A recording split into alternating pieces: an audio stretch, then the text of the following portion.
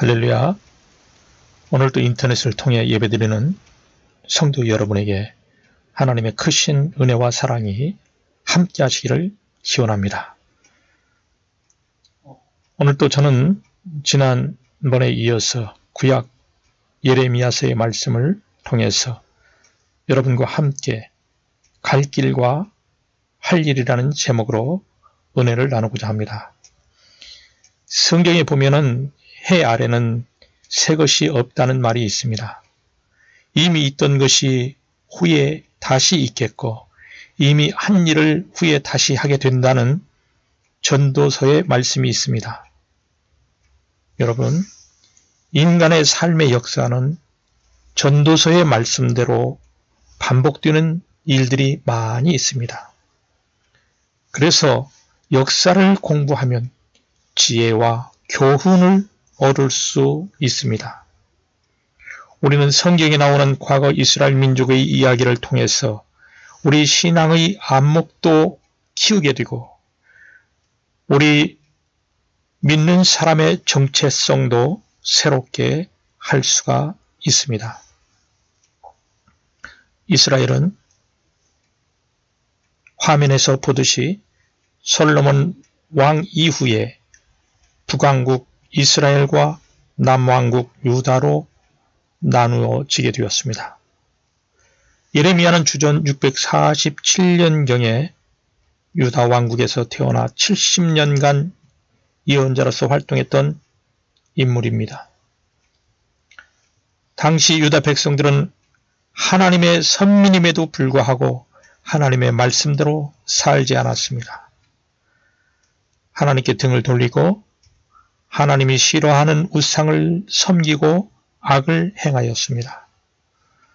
하나님께서는 선지자 예레미야를 통해서 악행에서 돌이키고 하나님께 돌아올 것을 여러 차례 촉구하셨습니다. 하지만 그들은 말을 듣지 않았습니다. 하나님은 하나님의 백성이 말씀을 귀담아 듣지 않자 회초리를 들었습니다.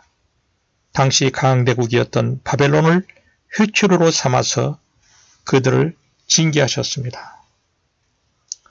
실제로 유다 왕국은 바벨론에 의해서 주전 586년 유다 왕 시드기야 11년 4월 9일에 멸망당했습니다. 오늘 본문은 유다 왕국이 멸망하고 3개월 동안 유다 백성들에게 있었던 이야기입니다. 유다 왕국을 멸망시킨 바벨론은 많은 유다 백성들을 포로로 잡아갔습니다. 포로 행렬 가운데는 선지자 예레미야도 있었습니다. 바벨론 사령관 느부사라단이 사슬에 묶여 끌려가던 예레미야를 라마에서 풀어주었습니다. 그는 하나님을 믿지 않는 이방인이었습니다. 그러나 그는 유다의 멸망을 하나님의 징계로 보았습니다. 예레미야를 통해 하나님이 예고하신 재난의 성취로 인정했습니다. 그는 예레미야를 풀어주면서 두 가지 중 하나를 선택하라고 했습니다. 바벨론으로 가든지 아니면 원하는 곳으로 어디든 가라고 그렇게 말했습니다. 바벨론으로 함께 갈 경우에는 그곳에서 잘 돌봐주겠다고 말했습니다. 그러나 예레미야는 유다 땅에 남는 길을 선택합니다. 그는 유다 땅에 남아서 남아있는 백성들을 섬기는 길을 선택하였습니다. 예레미야는 곧바로 미스바로 갔습니다. 그곳에서 예레미야는 바벨론 왕이 유다에 잔류한 백성들을 치리하도록 임명한 총독 그다랴를 만납니다. 사실 유다 땅에 남아있는 자들은 가난하고 힘없는 사람들이었습니다. 그러나 영적으로는 하나님의 말씀에 복종하지 않았던 까탈스러운 그런 자들이었습니다. 그는 하나님의 말씀을 거부하며 자신을 박해하던 동족 가운데로 들어간 것입니다. 예레미야는 자기 동족을 섬기는 길을 선택한 것이죠. 고난 중에도 하나님이 기뻐하시는 옳은 길을 선택한 것입니다. 예수님도 소유받고 천대받는 자를 곁에 있었습니다. 우리도 예레미야나 예수님처럼 소유받고 천대받는 자와 함께 할 수 있기를 바랍니다. 유다 총독으로 임명된 그다리아는 예루살렘에서 수도를 미스바로 옮겼습니다. 사람들이 그다리아 총독이 있는 미스바로 모여들기 시작합니다. 포로로 잡혀가지 않고 주변 국가와 지방에 흩어져 살던 사람들이 모여들었습니다. 바벨론 군사들의 추격과 감시를 피해서 살아남아 있던 남은 자들이 모였습니다. 그다리아 총독은 모여든 그들에게 유다 땅에 살면서 바벨론 왕을 섬기면 유익할 것이라고 그렇게 말했습니다. 그런 와중에 바벨론의 적대감을 가지고 있는 사람들도 있었습니다. 왕족 출신인 이스마엘이 그 대표적인 인물입니다. 그는 바벨론과 적대 관계였던 암몬 왕 바알리스와 공모하여 유다 총독을 암살할 음모를 꾸몄습니다. 들판에 머물러 있던 요하난이 총독을 암살하려는 그들의 음모를 눈치챘습니다. 요하난은 군치요관들과 같이 총독 그다레를 찾아와 그 사실을 알렸습니다. 그리고 그들이 이스마엘을 미리 제거하겠다고 총독에게 제안을 했습니다. 총독이 죽게 되면은 그나마 모였던 남아있는 유다 백성이 다시 흩어질지 모르기 때문입니다. 그러나 총독은 요하난의 제안을 받아들이지 않았습니다. 총독 그다리아는 요하난의 말이 사실일 리 없다고 생각했습니다. 강력한 바벨론 왕이 자신을 비유하고 있는데 감히 암몬 왕이 보낸 암살자 따위가 어떻게 자기를 해치겠냐고 생각했던 것입니다. 총독 그다리아는 막강한 바벨론의 권세만을 믿고 자신의 안전을 확신했습니다. 그는 자신과 민족의 안전을 지키기 위해서 주의 깊게 들어야 할 암살 정보를 그냥 흘려들었던 것입니다. 그들의 총독은 불행하게도 부임한 지 3개월 만에 이스마엘에게 살해당하고 맙니다. 남아있는 유다 백성이 안정을 찾아가는 그런 시점이었는데 참으로 안타까운 일이죠. 총독을 지키던 바벨론 군사 몇 명도 함께 죽음을 당했습니다. 총독은 암살 정보를 떠드는 거짓 소문으로 그것을 알았다가 참변을 당했습니다. 지도층 인사들은 공동체의 안녕과 평화를 위해서 항상 옆에 있는 사람들의 이야기를 귀담아 들어야 합니다. 그리고 주변 상황을 냉철하게 판단해야 공동체의 안전과 자신의 안전을 도모할 수 있습니다. 하나님의 말씀을 멀리하게 되면 귀가 닫혀서 마땅히 들어야 할 말을 듣지 못하고 맙니다. 우리는 하나님의 뜻을 헤아리며 영적으로 깨어 있어야 합니다. 꼭 들어야 할 말을 놓치지 않는 복된 귀를 갖는 저와 여러분이 되시기를 바랍니다. 이스라엘 총독이 죽었지만은 이틀이 지나도록 아무도 이 사실을 몰랐습니다. 이틀 뒤에 이런 일을 모르는 80명의 순례자들이 성전에 제사하러 올라왔습니다. 총독 그다레를 죽였던 이스마엘은 그 순례자들을 속이고 그들마저 살해하는 악행을 저질렀습니다. 이스마엘은 남은 유다 백성들을 사로잡아서 암몬 왕 바알리스에게 가려고 했습니다. 군 지휘관과 요하난은 뒤늦게 이스마엘의 악행을 전해 듣고 이스마엘을 추격하게 됩니다. 추격을 받은 이스마엘은 암몬으로 도망쳤습니다. 이스마엘은 하나님의 뜻을 외면하고 바벨론의 반감을 가지고 잔인한 악행을 저지르고 도망친 것입니다. 요한나는 사로잡혀갔던 백성들을 모아서 데리고 다시 미스바로 돌아왔습니다.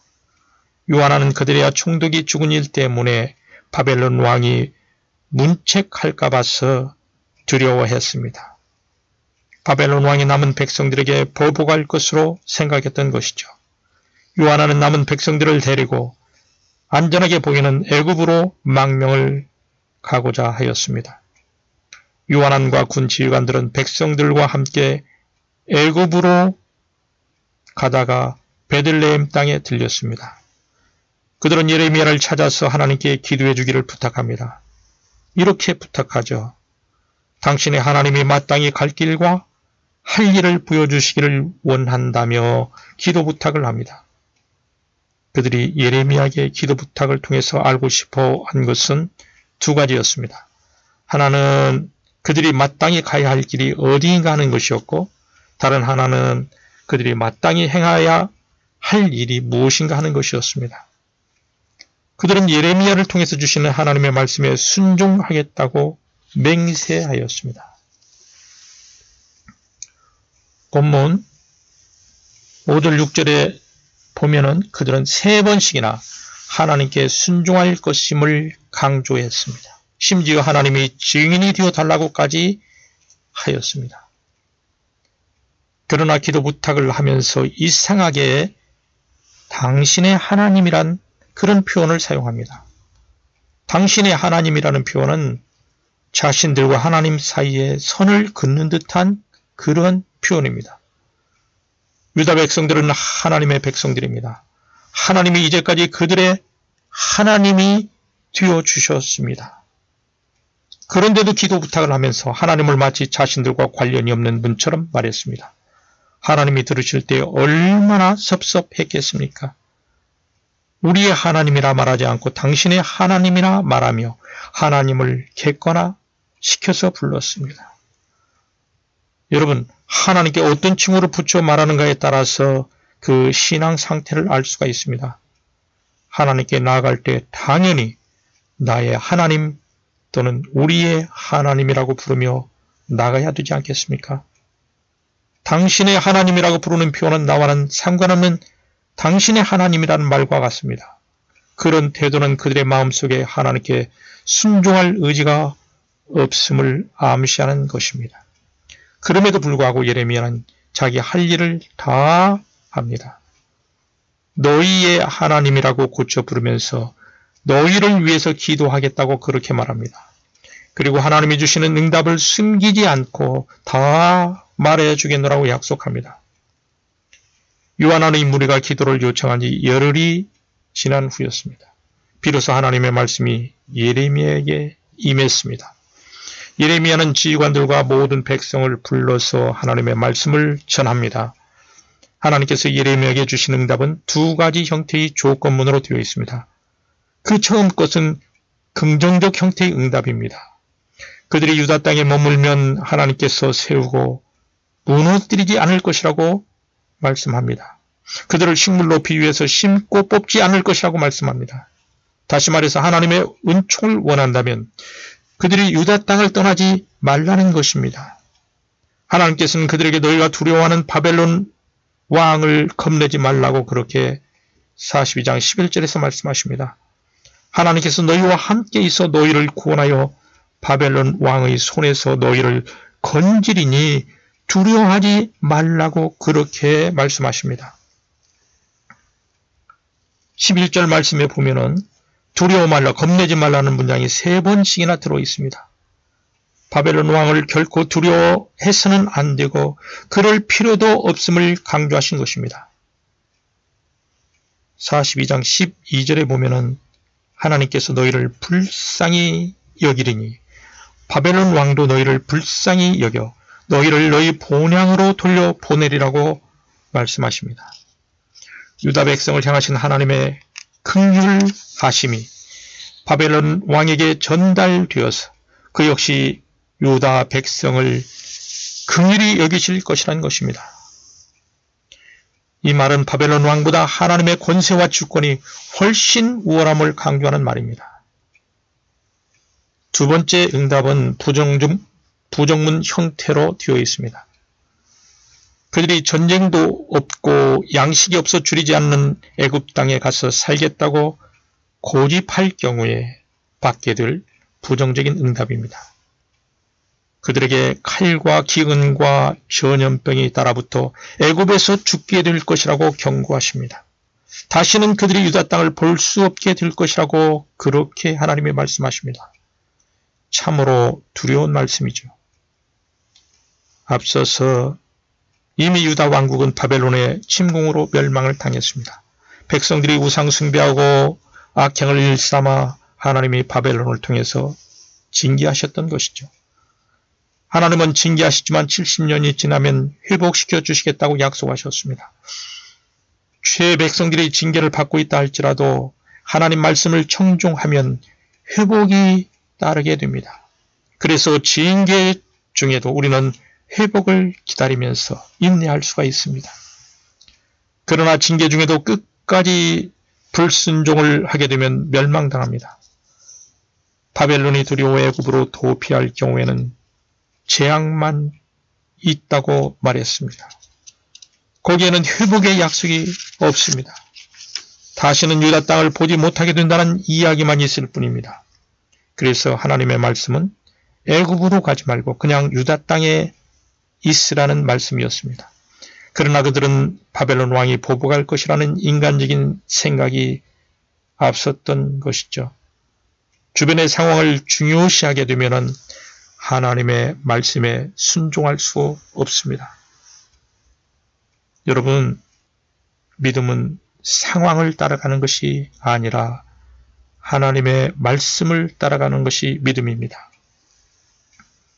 말씀을 따라 믿음으로 행하는 것이 하나님을 믿는 사람들의 마땅히 행할 길입니다. 하나님은 그들에게 바벨론 왕을 두려워하지 말라고 말씀하셨습니다. 당시 가장 큰 권세가 있던 바벨론 왕일지라도 하나님의 손 안에 있습니다. 상황이나 환경이 말씀에서 멀어지도록 할 때 하나님의 말씀으로 돌아와야 합니다. 말씀대로 행할 때 하나님이 우리를 인도하시고 지켜주십니다. 그들은 예레미야를 통해 하나님의 말씀을 들었음에도 요하난과 군대 장관들은 남은 백성과 예레미야를 데리고 애굽으로 내려갔습니다. 그들은 하나님의 말씀에 순종할 마음이 없으면서도 예레미야의 기도 부탁을 하였던 것입니다. 어떤 말씀이든 따르겠다고 하면서 자신들의 마음을 속였던 것입니다. 이미 애굽으로 가려고 다 결정해놓고 기도 부탁을 했던 것입니다. 그들은 자기들의 계획을 하나님께서 인정해 주시기를 바라고 있었습니다. 하지만 예레미야를 통해서 받은 하나님의 응답이 자신들의 계획과 정반대되는 것을 확인하는 순간 예레미야를 통해 받은 경고의 말씀을 배척해버린 것입니다. 하나님의 뜻보다 자기들의 뜻대로 행동했던 것입니다.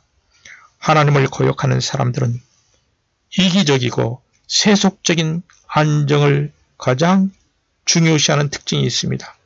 그런 사람들은 하나님을 자신이 필요한 것을 채워주시는 그런 분으로만 생각합니다. 자신들의 소원을 이루어주는 보호자 정도로 하나님을 생각합니다. 그러다가 자신의 뜻과 하나님의 뜻이 맞지 않으면 불편하게 생각합니다. 그러나 하나님의 뜻대로 살려면은 자신의 생각을 내려놓아야만 합니다. 예수님은 누구든지 주님을 따르기를 원하는 사람이라면 자기를 부인하고 자기 십자가를 져야 한다고 그렇게 말씀하셨습니다. 그러므로 하나님의 말씀이 불편하게 느껴진다면 자신의 뜻과 욕망을 내려놓아야만 합니다. 유다 백성은 자신들을 안전하게 지켜줄 것이라고 믿고 찾아갔던 애굽 땅에서 또다시 하나님의 심판을 경험하게 됩니다. 하나님은 그분의 말씀을 거절하는 자에게 복을 주시지 않습니다. 하나님의 말씀에 불순종하는 자들의 마음속에는 자아라는 우상이 자리 잡고 있습니다. 하나님의 말씀보다 자신의 생각을 따라 행동합니다. 자기의 욕심을 따라 살 때에 하나님의 말씀은 거짓으로 들려지게 되는 것입니다. 하나님의 말씀에 순종하며 살아가는 것이 여러분 축복입니다. 순수하게 하나님의 뜻을 앞세울 때 삶이 회복됩니다. 하나님의 말씀을 따라 사는 길이 우리가 가야 할 갈 길입니다. 하나님의 말씀을 따라 행하는 것이 우리가 행할 일입니다. 갈 길과 할 일을 내가 미리 결정해 놓고 기도하지 맙시다. 기도하면서 하나님의 말씀에 귀를 기울이며 갈 길과 할 일을 결정하는 믿음의 사람들이 되시기를 기원합니다. 함께 기도하겠습니다. 주님, 감사합니다. 오늘도 말씀을 통하여 우리의 갈 길과 행할 길을 깨우쳐 주심을 감사드립니다. 기도하면서 하나님 말씀에 귀를 기울이며 갈 길과 할 길을 결정하는 믿음의 사람들이 될 수 있도록 우리를 도와 주시옵소서. 예수님의 이름으로 기도하옵나이다. 아멘.